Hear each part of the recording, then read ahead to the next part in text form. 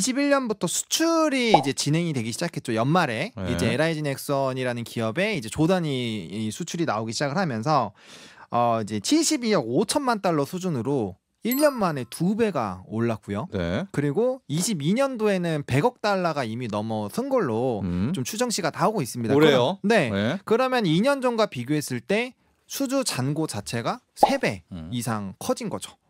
알겠습니다. 네. 그러니까 오늘의 결론이자 핵심은 이제 방위산업주, 방산주는 트렌드고 네. 기본적으로 실적이 나오고 있고 그렇죠. 실적의 성장 추세는 꺾이지 않을 것이다. 103.5 FM 돈을 이해하는 시간 정철진의 목돈연구소.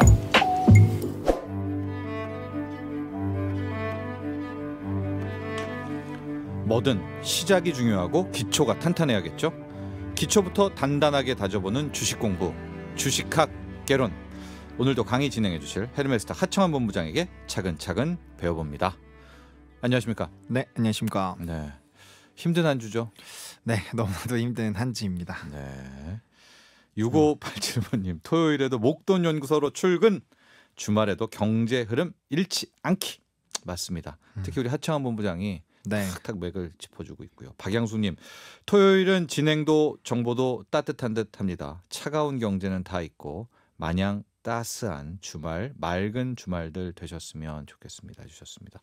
자, 모두 감사드리고요. 하청환 본부장이 따뜻한 남자잖아요. 네? 네. 언제부터 따뜻했나요? 따뜻해지려고 노력을 하고 있는 학창 시절에도 따뜻했나요? 약간 그래도 이렇게 조금 오지랖이 있어서 주변 사람들을 좀 잘 챙기고 네. 좀 그랬었던 것 같습니다. 예전에. 그러니까요. 네. 네. 지금 참 따뜻한 남자예요. 하지만 이런 따뜻한 남자는 연애를 쉬고 있다. 주식, 오로지 주식. 그의 머릿속엔 주식밖에 없다. 오늘 굉장히 중요한 이슈이자 테마이자 뉴 트렌드일 것 같습니다.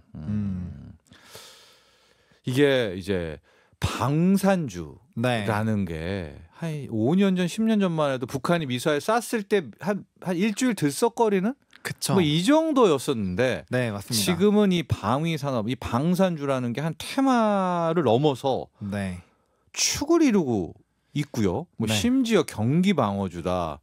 뭐 시장 뭐 유일한 성장 종목이다. 뭐 이런 얘기를 나오고 있어서요. 네. 자, 오늘은 바로 이 방산주 이야기를 해보겠는데요. 네. 먼저 짧게 결론 내리고 들어가겠습니다. 방산주 일시적인 테마다 아니면 이제는 하나의 트렌드다. 네, 이제는 하나의 트렌드다라고 정리 드리겠습니다. 왜요? 일단은 왜요? 네? 실적을 보셔야 돼요. 그러니까 이제 사실 과거에는 말씀 주신 대로 이제 북한이 포를 쏘거나 이제 그러면 단기적으로 들썩거렸었죠. 네. 네, 그 이유가 실적이 주가의 그 상승분만큼 그렇게 좋지가 못했어요. 왜냐하면 우리나라 방위산업체들의 실적은 내수에서만 거의 나왔거든요. 90% 이상이 내수에서 나왔어요. 그러나 네. 이제 실적이 완전히 턴어라운드를 했다. 네, 그쵸. 그랬기 때문에 이제부턴 다르다. 찐이다. 찐이다. 네. 왜냐하면 내수 중심에서 이제 수출 중심으로 바뀌게 됐는데 이게 이제 수주 잔고를 보면 명확하거든요. 알겠습니다. 그러니까 이제 2016년도 때 보면은 우리가 이제 전체 수주 금액이 25억 6천만 달러 수준이었는데 이제 20년까지도 30억 달러 수준밖에 안 됐어요. 근데 21년부터 수출이 이제 진행이 되기 시작했죠. 연말에 네. 이제 LIG 넥슨이라는 기업에 이제 조단위 수출이 나오기 시작을 하면서 이제 72억 5천만 달러 수준으로 1년 만에 2배가 올랐고요. 네. 그리고 22년도에는 100억 달러가 이미 넘어선 걸로 좀 추정치가 나오고 있습니다. 올해요? 네. 네. 그러면 2년 전과 비교했을 때 수주 잔고 자체가 3배 이상 커진 거죠. 알겠습니다. 네. 그러니까 오늘의 결론이자 핵심은 이제 방위산업주, 방산주는 트렌드고 네. 기본적으로 실적이 나오고 있고 그렇죠. 실적의 성장 추세는 꺾이지 않을 것이다. 네, 맞습니다. 이렇게 정리를 딱 할까요? 네, 맞습니다. 그런데 실적이 왜 갑자기 좋아졌는가? 이제 본격적인 이야기로 가요. 뭐 우크라이나 전쟁 때문인 건가요? 이게 왜 이렇게 된 거죠? 갑자기? 사실은 그게 맞아요. 사실은 러시아와 우크라이나 사태가 네. 결국엔 트리거로 작용을 한 거는 맞습니다. 네. 다만 이제 이전에 사실 최근에 몇 년 사이에 한번 보시면 이런 군사적으로 진짜 맞붙은 사례가 그렇게 많지가 않아요. 없었죠. 없었고 네. 만약에 이제 발생을 하더라도 미국의 일방적인 공격 내지 승리. 네, 그 정도로 끝났는데 네, 이거는 이제 치고받고 하면서 이 좀 오래 진행이 됐고 사실 이제 러시아 쪽에서 이런 나토를 제한하기 위한 지금 전쟁이기도 하거든요. 왜냐하면 나토국으로 가입하는 국가들이 늘어나다 보니까 러시아 입장에서는 국경지가 점점 더 이제 적대적으로 바뀔 수밖에 없는 그런 상황인 거죠. 그래서 사실 우크라이나의 전쟁에 대한 여러 가지 요인들이 있겠지만 저는 사실 그 나토를 제한하기 위한 좀 액션이지 않을까라는 좀 생각이 들거든요. 그래서 그런 관점에서 봤을 때 주변에 이제 유럽 인근 국가들은 다 전쟁에 대한 대비를 할 수밖에 없는 상황이 된 거죠. 네. 네, 그러다 보니까 이제 뭐 폴란드라든지 굉장히 대규모 수주들이 많이 발생을 하게 되고 사실 이렇게 전쟁에 대한 가능성이 열려 있는 상황에서 좀 사실 러시아의 일방적인 공격으로 끝나지 않을까라는 사실 생각들도 있었고 네. 그다음에 이제 본격적으로 이제 민간인 공격까지 나오다 보니까 뭐 나토군이라든지 혹시 미국의 개입이 있지 않을까라는 기대감도 있었는데 사실 그런 액션들은 별로 없었습니다. 이제 겉으로는 뭐 뒤로는 지원을 많이 하겠지만 그래서 이제 그런 관점으로 보게 됐을 때 이거 방위는 미룰 수가 없겠구나. 지금쯤에서 이제 군사력이라든지 이런 부분에서 업데이트를 좀 해야겠다라는 이런 생각들이 전 세계적으로 좀 퍼져 나갔던 것 같습니다. 그래서 그 안에서 우리나라 기업들의 뭐 이런 자주포라든지 전차라든지 사실 우리나라 국방력이 굉장히 강하거든요. 네, 그래서 거기에 따른 이제 이런 제품들의 인정을 받기 시작을 하고 거기서 이제 폭발적인 수주가 나오게 되면서 이제는 달라진 거죠. 위상 자체가 달라지고 그렇다면요. 네, 우크라이나 전쟁이 네, 이제 끝이 난 겁니다. 네. 그러면 방산주에도 큰 이슈 하나가 사라진 거가 되는 거잖아요.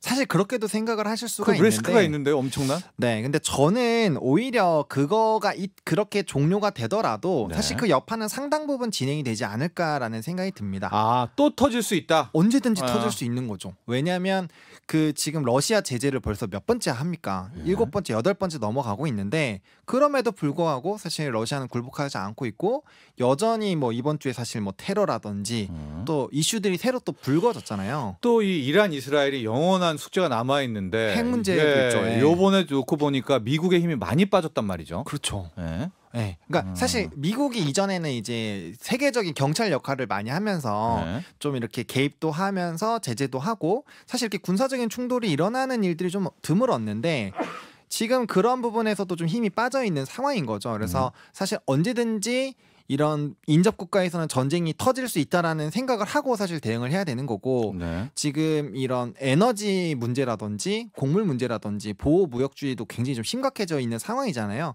항상 이렇게 자원에 대한 이슈가 걸렸을 때 과거 역사적으로 봤을 때 또 전쟁이 또 언제든지 무장을 한다. 그렇죠. 국가들도. 네, 국가들 무장을 하게 되거든요. 그래서 그런 관점에서 봤을 때 이번 사태를 기반으로 해서 언제든지 터질 수 있다. 그러면 일정 이상의 국방에 대한 비중은 한동안 높아질 수밖에 없다. 세계 각국이. 네, 그래서 그러한 기조가 사실 아시아 쪽에서도 나타나고 있고 유럽 쪽에서도 나타나고 있고 지금 수주가 일정 국가에서만 나오는 게 아니라 그렇습니다. 그럼 우리가 지금 어떤 나라로 주로 수출하는지도 좀 소개해주고요. 우리의 품목이라고 해야 되나, 무기 종류라고 해야 되나, 뭘 지금 우리는 팔고 있습니까? 네, 일단은 뭐 굉장히 자랑스럽습니다. K2 흑표 전차 그리고 K9 자주포, 그 다음에 FA-50 이거 공국 그 비행기죠. 그다음에 경공격기? 네, 경공국기. 이제 전투기라고 보시면 됩니다. 그리고 천궁2 요격 미사일. 그러니까 이제 지상에서 이제 미사일 쏴갖고 요격하는 요격이요. 거죠. 네. 그래서 굉장히 좀 다양하게 품목들이 형성이 되어 있고 뭐 이제 종목으로 보면은 뭐 이제 하나 에어로스페이스, 뭐 LIG 넥슨 이런 종목군들이 있잖아요. 어디로 수출을 해요, 주로? 사실 뭐 이제 폴란드가 최근에 가장 크게 수주가 나왔던 곳이고요. 뭐 인도, 호주, 아랍에미리트 그리고 그다음에 이집트나 말레이시아, 콜롬비아, 사우디아라비아 이런 나라들은 이제 추가로 수출을 할 것으로 지금 예정이 되고 있는 그런 나라들입니다. 예. 네. 굉장히 다양해요. 방금 전에 우리 이제 하창 본부장이 원자재 자원의 무기화가 진행되는 기간에는 결국 이런 병력 쪽, 무장 쪽도 함께 그렇죠. 성장해 왔었다. 네.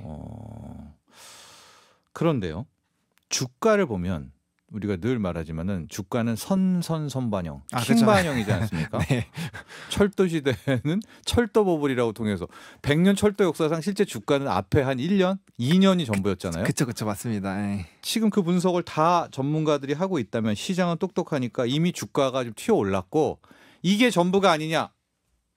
그렇죠. 그러니까 만약에 여기서 네. 그 수주가 이제 그냥 진짜 그 무로 칼 자르듯이 딱 끊겼어요. 수주가 이제 절대 나오지 않아요. 그러면 네. 이제 소급해서 올랐다라고 생각을 할 수가 있습니다. 킹반영이다. 네, 킹반영이다. 근데 이미 수주 잔고가 워낙 많이 남아 있는 상황이고 그게 지금 장부가에 반영이 안 돼 있는 상황이고 그다음에 추가적으로 수주가 지금 조 단위로 얼마나 나올지 지금 예상하기가 좀 어려운 상황입니다. 그만큼 가능성은 높아요. 네. 뭐 사우디라든지 기타 여러 국가에서 지금 접촉을 하고 있는데 이것들이 아직까지는 어떻게 될지 이제 물음표가 있는 상황이지만 사실 충분히 지금 상황에서는 추가적인 방위 산업에 대한 투자들이 나올 수가 있고 지금 그리고 이제 예산이라는 게 당해에서 갑자기 확 늘릴 수 있는 게 아니잖아요. 국가 정부에서의 움직임이. 그러면 올해 말 연말에 이제 보통 대부분의 나라들이 이제 예산을 편성하고 다음에 사용하게 되는데 아마 내년까지는 이런 국방비에 대한 단기적인 그런 예산안이 늘어날 가능성이 크고 그렇게 됐을 때는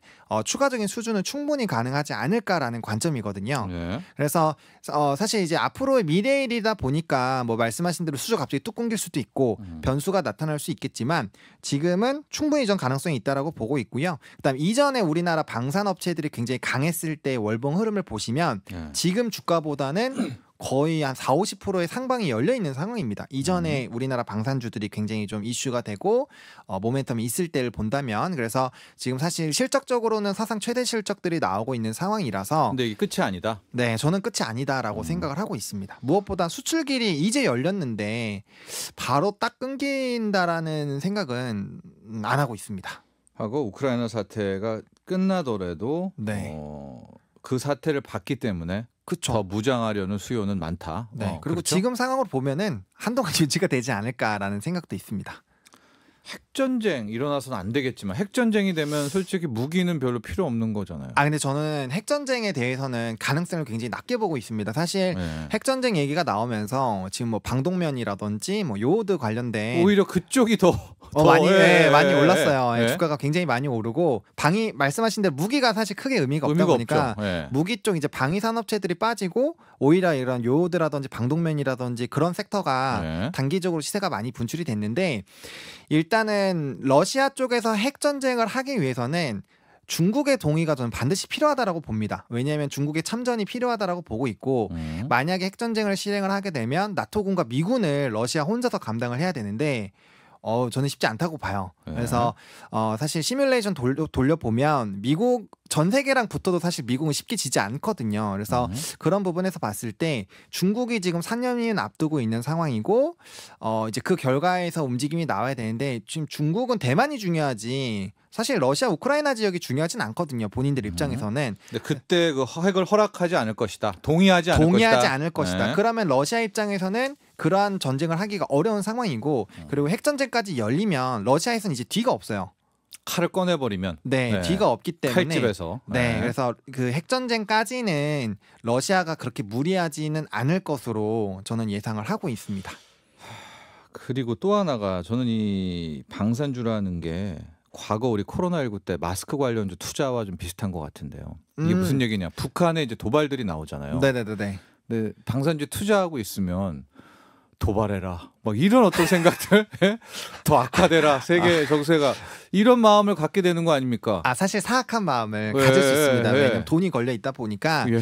그럴 수 있겠지만 사실 이거는 좀 구분을 하셔야 돼요. 이제 북한 관련된 이슈로 부각이 될 때는 예. 이전부터 테마로 움직이는 종목군들이 있습니다. 물론 해당 종목군들의 실적이 예전보다는 굉장히 많이 좋아졌어요. 예. 대표적으로 뭐 빅텍, 빅텍, 스페코 예. 이런 종목군들이잖아요. 다들 예. 아시다시피. 그래서 북한 관련된 이슈가 터지면 단기적으로 해당 종목군들을 보시는 게 맞고요. 네. 그게 이제 아니다라고 했을 때는 뭐 음. LIG 넥선, 뭐 한국항공우주, 하나에어로스페이스 이런 일반 현대로템 이런 종목군들로 네. 보시는 게 맞지 않을까라고 딱 구분하셔가지고 보시는 게 맞습니다. 왜냐면 이 앞서 이제 말씀드린 빅텍이나 스페코 같은 종목군들은 시가총액 자체가 좀 낮아요. 그래서 단기 수급이 쏠리면 굉장히 주가가 탄력적으로 움직이는 경향이 있는데 뭐 현대로템이라든지 LIG 넥선 같은 경우는 시가총액이 조단위고 굉장히 좀 크잖아요. 그래서 어느 정도 수급 쏠림으로는 사실 주가의 급등이 쉽게 나오지 않거든요. 정말 조단위로 딱 수주 공시가 뜨지 않는 이상은.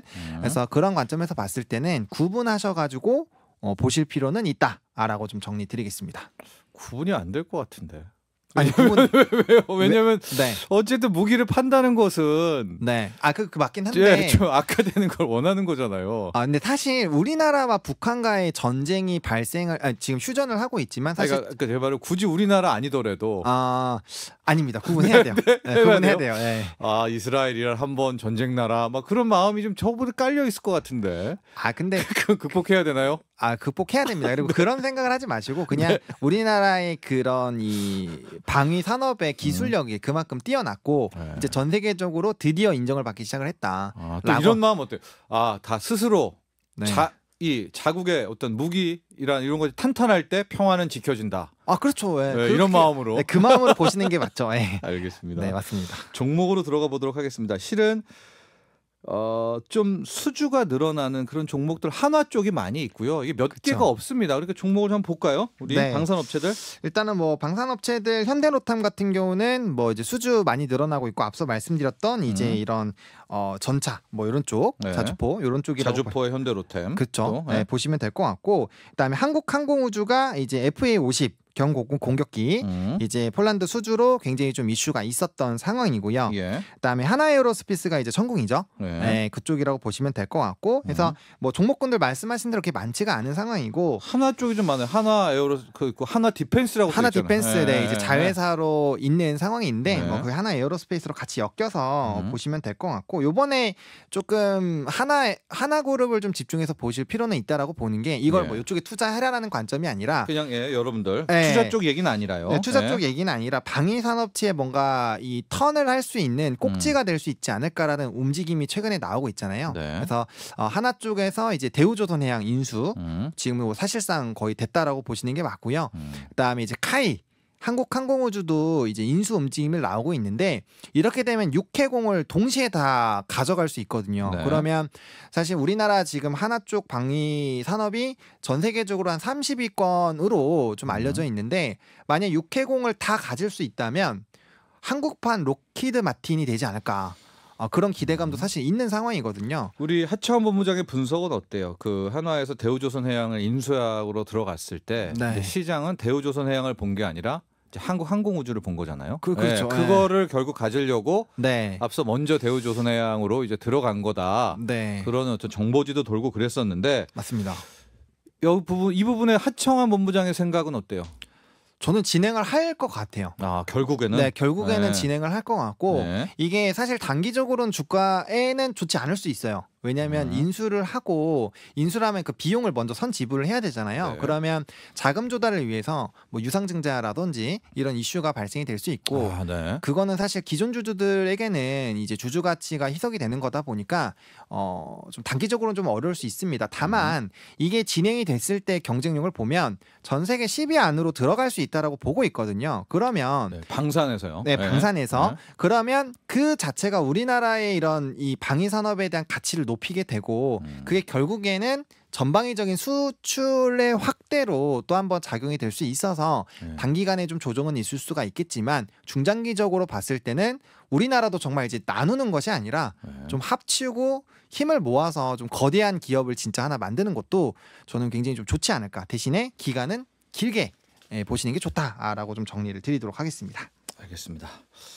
자, 오늘 방위 산업 관련주들에 대한 이야기를 나눠봤고요. 아까도 잠깐 언급했지만 투자를 하면서도 이게 결국 세계 평화에 이바지하는 거야. 그렇죠. 이런 이런 멘탈? 그런 마음가짐으로 약한 마음 안 됩니다. 사악한 마음을 가지면 안 됩니다, 여러분. 안 됩니다. 네, 그렇습니다. 마음을 곱게 써야 투자도 잘 된다. 그렇죠. 그리고 냉정해질 수 있어요. 그렇습니다. 맞습니다. 자, 지금까지 헤르메스타 하청한 본부장과 함께했습니다. 네, 감사합니다. 네, 고맙습니다. 네, 하고 하청한 본부장이 이 친구들을 좋아하는지는 모르겠습니다. 좋아합니다. 좋아요. 네. 엄청납니다. 뉴진스의 저도 좋아하는데요. 어텐션 듣겠습니다. 본 방송은 투자 판단을 위한 조언일 뿐 투자 결정과 결과에 대한 책임은 투자자 개인에게 있음을 알려드립니다. 정철진의 목돈 연구소